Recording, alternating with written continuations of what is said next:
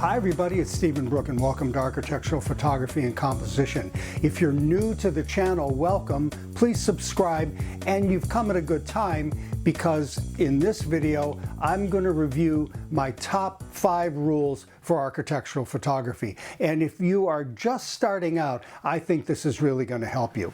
So let's jump right in to what has always been the prime directive for architectural photography, and that is to align the verticals, to make sure the verticals are parallel to the picture plane. This is the single most important element of good architectural photography, and it separates professional quality architectural photography from everything else. This is really the one rule that you just can't break. It doesn't matter whether you're shooting a cottage or a mansion or a high-rise or a small interior or a grand interior.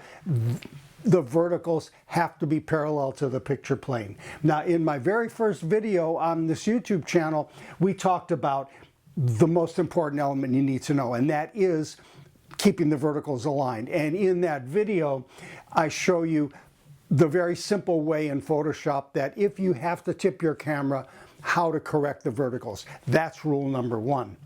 Rule number 2 is to use axial compositions whenever you can. That means that the primary horizontals are parallel to the picture plane. This is what gives stability and order to your composition. It doesn't make it less dynamic because you can have other elements going on, but the horizontals will give that stability. And with complex and really dense subject matter, axials help establish this visual order. We looked at Canaletto's stonemason's yard, and there was all this going on here, and he has this axial composition that helps stabilize his composition. And I did that, for example, in the New Orleans pumping stations. There's a lot going on, and the axial composition helps give order. The wider the lens, the greater the need for axial composition, because the wider the lens, the greater the chance you can get distortion. And there's a video, Axial Horizontals, Creating Stability and Order in Architectural Photography. That's a real deep dive into this subject. Rule number 3, control the shadows. We are photographers, not painters and not engravers. We have to be there when the shadows are correct. That means we need to plan our work according to the sun angles and the seasons.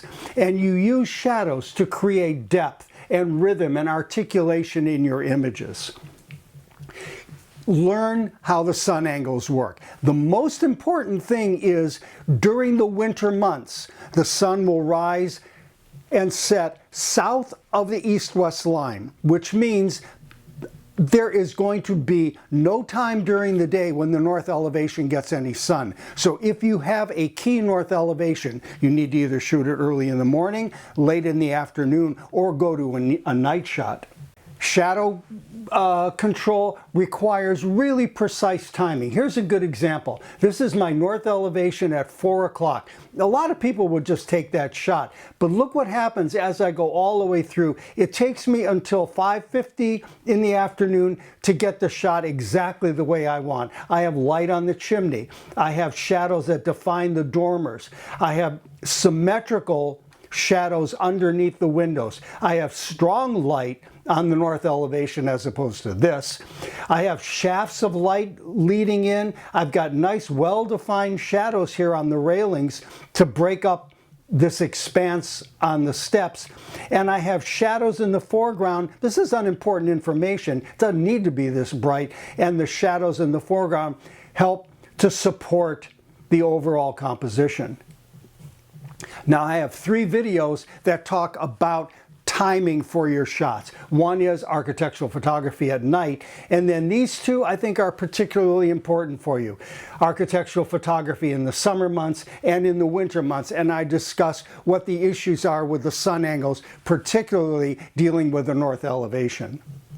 Rule number 4, control your eye height. I will tell you unequivocally that most interior photographs that I see, particularly for people just starting out, their camera is up too high. And if you're using a wide angle lens, that's going to give you distortion in the foreground, which is going to look like hell. We looked at this Peter Sonderdam, who specialized in cathedral interiors, and if you'll notice, his eye height is really low. He gives you the ceiling soaring overhead. Your eye doesn't mind that, but your eye does not like to see the floor diving down underneath you. And here's an example of mine at the Miami International Airport. This is a 24mm lens, which can distort. My camera here is only about 20 inches off the ground. It gives me a chance to see underneath this overhang, to see how the window treatment is, and I have no distortion in the foreground. As far as interiors go, where I really see issues, place the camera no higher than is necessary to see the tops of the tables and to separate the key elements in the room. Here's a tip. I don't start out high and go down. I start out lower than I know I should be and just come up to the point where I can see everything exactly the way I want it and no higher. Avoid this look where the camera is too high and off axis, and the table and the chairs are distorted, and worse, the furniture looks like it's sliding off the frame. Here's another thing, I see this a lot. You're in a tight situation, you put a wide angle lens on, and this is what happens. You get distortion up in the top, you get distortion in the foreground. It's because it's extreme wide angle lens. You need to fix that. If you're stuck having to shoot that way, don't settle for this. You need to go into Photoshop in Edit, Transform, Distort, and you can squeeze down the top and push up the bottom so that you get an image that is not so wickedly distorted as this. Rule number 5, this is really important. Everything is compositional.